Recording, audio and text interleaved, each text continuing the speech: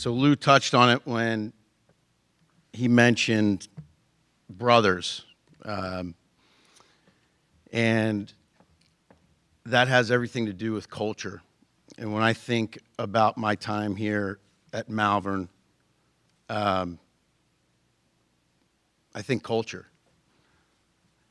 When you talk about culture, you can't touch it, you can't see it, you can't smell it, but you know it when it's strong.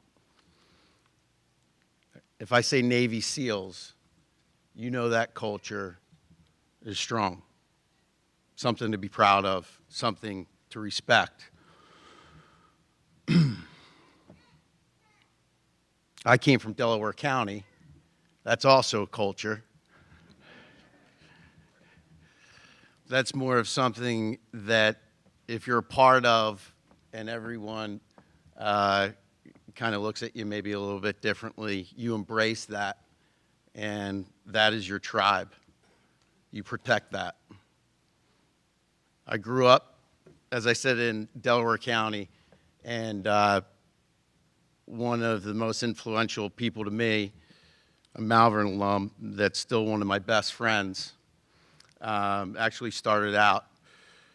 He would beat me senseless every day on the basketball court, the football field, floor hockey, whatever it was. That bully's Ricky Colvin. Is he here? Ricky? He'll be here. He's late. He doesn't care. He would be put in jail for the things that he did to me, but thick skin is, and responsibility, hard work is something that the culture here at Malvern molded me and has given me probably the best attributes that I depend on every day.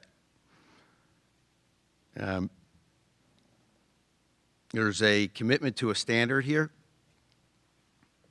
and I think about Coach Tosti, Coach Bunk, and I've never had a better coaching staff in my life. One that would constantly preach. It's the lessons that you learn on that field or that court that mold you into a person that you become as an adult. And they are the perfect people to be the vehicle for that. If anybody knows Bud Tosti, he's a short Italian with a really crooked nose, and he walks around like this with the pants up to above his belly button. And if you know him, one of his favorite things with his flamboyant hands is the Italian. I can say that. My last name's Spano. Walks around like this every day. If you're not maybe giving it your 110%. Says, I don't care how talented you are. I don't care how many points you score. You bring your lunch pail to work every day.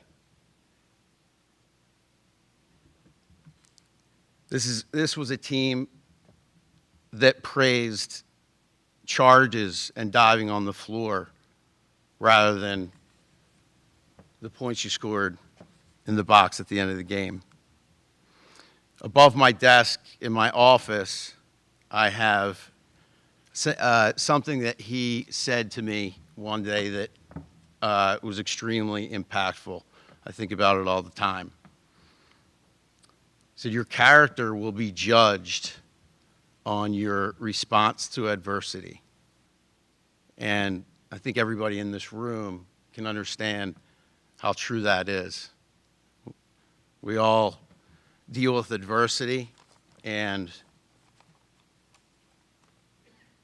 the lessons I learned here have put me in a position to be successful through that. John Rohde was my lacrosse coach, and we have an internship at the end of our senior year that we had to do for a month or two. And I said, well, Coach Rohde's a great guy. He's very chill. I'm going to do my internship with him. He's got he owns a stenographer company. And first day I knew I was going to get the opportunity to see what this man did to make himself so successful. And I met him at his office at 8 a.m. We walked into his office, and he spoke to his office manager for about 3 minutes. He said, all right, let's go to the real work that I do. And we walked out. He said to the office manager, you know where I'll be if you need me. And we went and picked up an autistic boy about 9 years old. Took him to his doctor's appointments that day. Took him to lunch at McDonald's. A little ice cream before we dropped him off at about 3 o'clock. Those are the kind of people that I had to look up to here. What a definition of success, and what a blessing that it was to learn that early, that success has nothing to do with your bank account or accolades or anything else besides the kind of giving back and compassion that he showed me that day. Forever put a stamp on me. I got to be honest. I know a lot of people will come up and say, you know, thank you so much. I never thought I would get it. But to be totally candid, I've been wanting this award bad for years. And to be honest, Lou, I thought it's a little late. No. I'm totally joking. But I would hear people getting an award, and they would say this, you know, I'm humbled by this. And I never really got what that meant until I started thinking about this. And the humility that I find in this is that this isn't really my award.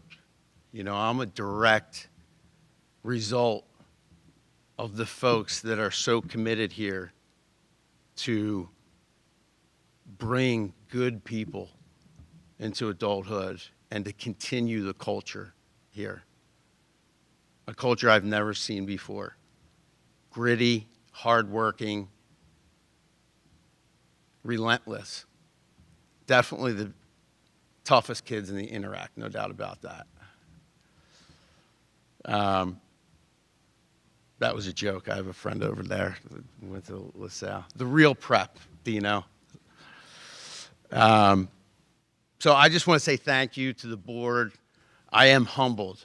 You know, I've always thought that if I looked around in the place that I was, whether it be my workplace or the team that I made, if I thought that I pulled the wool over someone's eyes and that I wasn't good enough to be there, this place taught me that that's exactly where I should be.